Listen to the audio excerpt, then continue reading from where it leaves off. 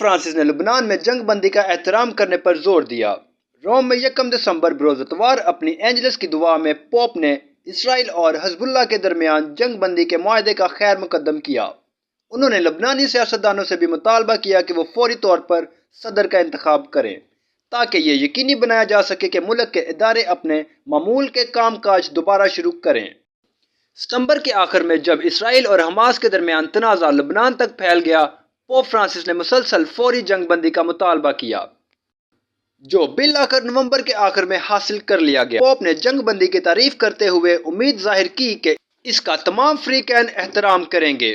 اس طرح تنازع میں ملوث علاقوں کی آبادی لبنانی اور اسرائیل دونوں جلد اور بحفاظت گھر واپس لوٹ سکیں گے۔